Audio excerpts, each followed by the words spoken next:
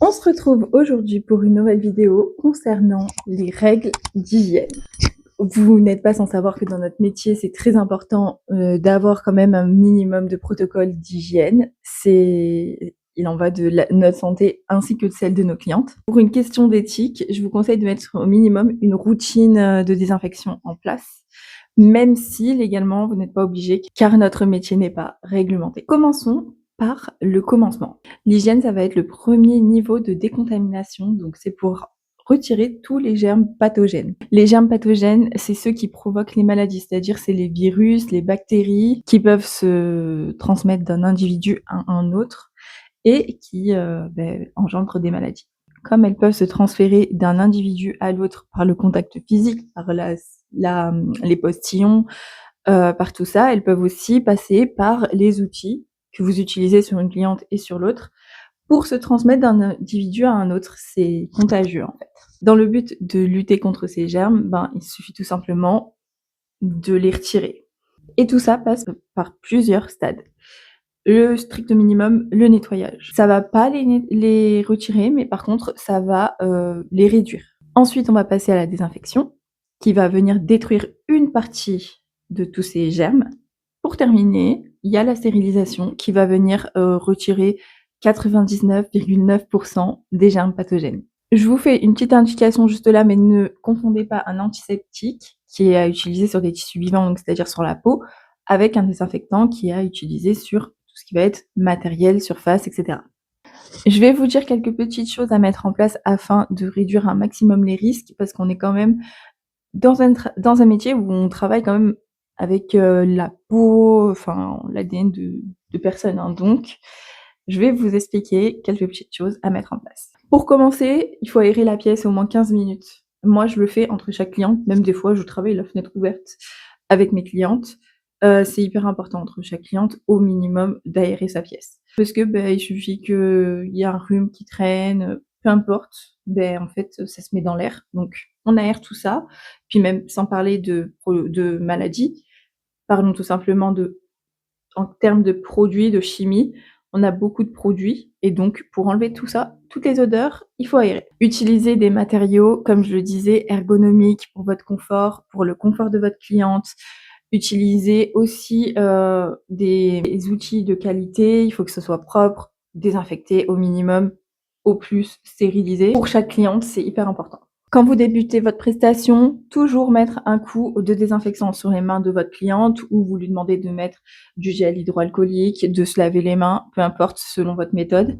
Moi personnellement, c'est soit le gel hydroalcoolique, soit tout simplement un coup de désinfectant, enfin d'antiseptique sur les mains. Il faut aussi, c'est la même chose pour vous, vos mains doivent être propres, même si vous utilisez des gants, vos mains doivent être propres, désinfectées, nettoyées, voilà. Enfin, ça c'est pour moi le strict minimum. Si vous utilisez des serviettes, peu importe ce que vous utilisez, il faut que ce soit propre, désinfecté. Entre chaque cliente, vous passez un coup de linge avec un petit désinfectant dans les lampes, sur le repose-main, enfin voilà, toutes les zones où potentiellement vont mettre leurs mains. Moi, je passe un coup dans les lampes, sur le repose-main, sur le bureau, comme ça c'est fait. Avec une petite lingette, c'est pour très rapide entre deux clientes. Il y a beaucoup de maladies qui sont transmissibles par la peau, donc des bactéries, par exemple, il y a l'impétigo, le tétanos qui peut être transmis. Au niveau des virus, l'hépatite, le VIH, les verrues, des champignons, des mycoses, etc. qui sont transmissibles assez facilement, juste en ayant un germe pathogène et tu le mets sur quelqu'un d'autre, ça fait une fusion et puis ça se multiplie. Pour toi, je te conseille de toujours utiliser des gants, un masque pour éviter tout ce qui va être transmissible par le sang. Si tu fais saigner ta cliente, il peut y avoir des risques de transmission par le sang, parce que des micro-coupures, on en a régulièrement, on s'en rend même pas compte qu'on les a, parce que ça fait même pas mal, mais il suffit de rien pour se mettre en danger bêtement. Donc je te recommande d'utiliser tout le temps des gants, un masque, de tout nettoyer, de tout désinfecter, comme d'habitude entre chaque cliente. Si tu peux stériliser, c'est le mieux. À minima, les désinfecter pour chaque cliente tes outils. Les limes, les embouaimeries, les changer entre chaque cliente aussi. Surtout, s'il y a du sang. S'il y a du sang, poubelle directe. On va passer à la partie protocole. Je vais te donner 2 protocoles différents. Alors, tu débutes, le strict minimum pour moi, c'est Tout doit être nettoyé, tout doit être désinfecté. La désinfection, ça se fait dans un bac. Tu mets tes produits avec de l'eau et du désinfectant que tu auras choisi par rapport à des critères que je te donne juste après. Tu laisses au minimum 15 minutes parce que c'est le temps d'une désinfection complète. Et ensuite, il faut, tu le sors, tu le mets sur un sopalin et puis tu peux l'utiliser directement ou le stériliser, voilà. Ensuite, ton poste, il doit être nettoyé, passer au minima une lingette entre chaque cliente. La pièce doit être aussi aérée. Un emery par cliente sur l'ongle naturel et si tu peux, utilise une seule lime par cliente sur la construction. Concernant la désinfection entre chaque cliente, 15 minutes, comme je vous disais, il existe des bacs. Tu as juste à les fermer, tu mets 15 minutes. Donc ça veut dire que dans ton planning, tu prévois 15 minutes minimum de battement entre chaque cliente. Tu mets dedans et tu laisses tremper pendant 15 minutes. Et une fois que ta cliente est là, tu sors tout. Passons au protocole d'hygiène un peu plus complet, un peu plus poussé, celui que moi je mets en place en tout cas. Et je trouve qu'il est vraiment super. Quand tu fais ton protocole d'hygiène, tu te munis de masques et de gants. Alors, il y en a qui disent de rajouter des lunettes de protection. Moi, perso, j'utilise pas de lunettes de protection. J'ai mes lunettes de vue, donc ça me suffit amplement. N'oublie pas, évidemment, toujours aérer ta pièce. Ça, c'est un réflexe que moi, j'ai tout le temps. Dès que je finis une cliente, elle est même pas encore partie que ma main est sur ma fenêtre et je suis en train d'ouvrir ma fenêtre. C'est un réflexe qu'il faut avoir, que c'est important d'aérer. Première étape, je vais prendre tous mes outils et je vais les rincer à l'eau claire si j'ai pas de bac à ultrasons. Si j'ai un bac à ultrasons, je prends mes outils, je les mets dans mon bac à ultrasons. Dans mon bac à ultrasons, il va y avoir de l'eau et il va y avoir du produit. Donc moi, en l'occurrence, j'utilise le Agnosim x3. Ton produit, tu dois le choisir avec 3 critères. Il faut qu'il soit fongicide, bactéricide et virucide, pardon. C'est-à-dire que il élimine les champignons, les bactéries et les virus. C'est hyper important. Donc, comme je disais, le rinçage se fait 2 en 1. Si tu as le bac de désinfection, tu peux tout simplement tout mettre dedans, 15 minutes avec l'ultrason, tu le mets 15 minutes et c'est tout bon. Si tu n'as pas d'ultrason, tu prends ton bac de désinfection et là, il t'en faut peut-être 2 parce que il te faut un désinfectant quoi. Et il te faut aussi un nettoyant pour embouts pour que ça nettoie vraiment en profondeur tous les petits tissus qui peuvent se trouver dans tes embouts. Donc par exemple, il y a l'alcafraise qui peut être très utile, ça peut être cool. Dans tous les cas, c'est toujours 15 minutes la désinfection. C'est le temps qu'il faut pour détruire les bactéries qu'on peut. Il est recommandé de vider ta cuve tous les jours. Personnellement, je la vide 1 à 2 fois dans la semaine. Ça dépend les dépôts que j'ai au fond. Dès que j'ai des dépôts, je la vide, quoi. Mais vraiment, je vous recommande d'investir dans d'abord un petit ultrason. Ça suffit amplement et c'est très, très bien. Ça vous fait gagner beaucoup de temps sur votre protocole de nettoyage parce que franchement, le soir, après une grosse journée, un peu la flemme de faire tout ça, c'est vraiment un truc qui prend quand même pas mal de temps. Donc je vous recommande vraiment d'investir dedans.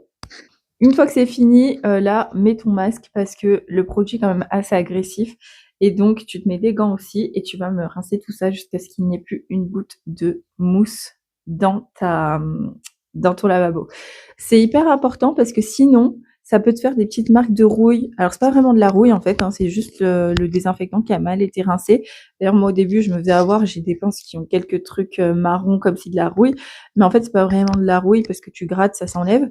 Mais c'est chiant parce que du coup t'as fait tout ton protocole et tu te retrouves avec un truc, t'as l'impression qu'il est sale alors qu'il est propre et désinfecté et stérilisé. Donc ça c'est très important. Tu fais sécher et donc si t'as pas de stérilisation en cours, c'est pas grave, tu peux l'utiliser directement ou mettre dans des boîtes hermétiques et puis c'est déjà très bien comme protocole. Par contre, si tu veux désinfecter, stériliser, là tu vas laisser sécher. Il est recommandé de le faire au minimum 8 heures. Moi personnellement, j'attends juste que ce soit totalement sec, donc entre 1 heure, 1 à 2 heures. Ou sinon, je le fais le soir et j'attends toute la nuit. Voilà, comme ça au moins il y a les 8 heures. Si tu es vraiment pressé, tu peux tout simplement prendre tes outils, les mettre pendant 1 heure dans ton poupinelle à 100 degrés. En parlant de poupinelle, on va discuter de tout ça. Pour la stérilisation, tu as 2 options. Soit tu investis dans un poupinelle, la chaleur sèche, soit tu investis dans une autoclave. Alors moi, j'ai pas d'autoclave, je trouve que le poupinelle suffit amplement pour nous, les prothésistes ongulaires. Mais c'est vrai que l'autoclave est beaucoup plus rapide à faire. Mais Je vais vous expliquer les 2 protocoles parce que je connais les 2 protocoles du coup.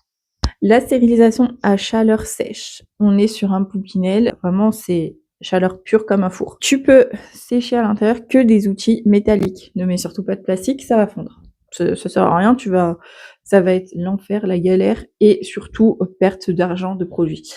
Il faut utiliser donc des pochettes Craft. Et comme je disais, les pochettes plastiques, t'oublies. Les bleus, tu oublies. Tu prends les pochettes marron en Craft. Donc, il faut pas le surcharger, sinon ça ne fonctionne pas super bien. Il faut faire des cycles quand même assez faibles en termes de contenance. Moi, je mets 2-3 sachets max. Si c'est 2 gros sachets et un petit, ça passe.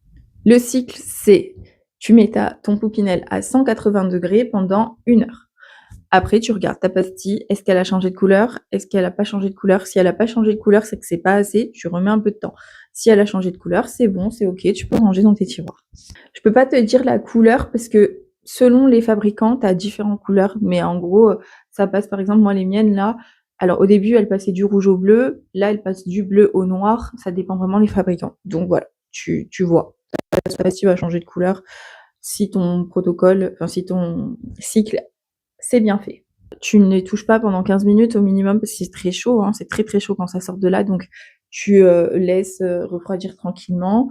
Et pareil, hein, tu n'utilises pas directement sur clientèle, il faut le laisser sécher, enfin refroidir un petit peu parce que quand même c'est du métal, c'est chaud. Passons maintenant à la chaleur humide. Donc comme je disais, ça se fait grâce à un autoclave. Un autoclave, ça va être une boîte avec un tiroir et il va y avoir 2 contenants qui vont se mettre en dessous, donc un contenant vide, un contenant plein avec de l'eau déminéralisée et celui qui est vide va prendre l'eau déminéralisée qui est souillée. Là, c'est beaucoup plus rapide, hein, donc on est sur du 15 minutes à 134 degrés, donc je pense que c'est pour ça qu'à un moment, c'est cool d'investir dans ça parce que, c'est beaucoup plus rapide et les pochettes peuvent être, transparentes. D'ailleurs, c'est des pochettes transparentes. Pour savoir si ton cycle est OK, il faut que tu mettes des petites languettes à l'intérieur qui passent du jaune au noir, si je dis pas de bêtises. Ouais, c'est ça. Et pour notre travail à nous, c'est pas obligatoire d'avoir une autoclave, hein. Si tu as déjà un Poupinel, c'est bien parce que c'est pas très très cher pour l'investissement de départ. Je récapitule tout ça. Pour quelqu'un qui fait de la désinfection sans ultrasons, tu nettoies à l'eau claire, tu fais tremper tes produits pendant 15 minutes dans le désinfectant coupé avec de l'eau ou selon les indications de ton désinfectant. En attendant, pendant les 15 minutes, tu peux nettoyer tout ton bureau, par exemple, désinfecter, passer ton spray désinfectant de partout. Tu peux faire ton sol, tu fais ce que tu veux, voilà. Ensuite, une fois que c'est terminé, tu vas rincer. Tu vas faire sécher. Une fois que c'est sec, si tu fais de la stérilisation, tu suis le protocole de stérilisation du Poupinel ou de l'autoclave selon ce que tu as.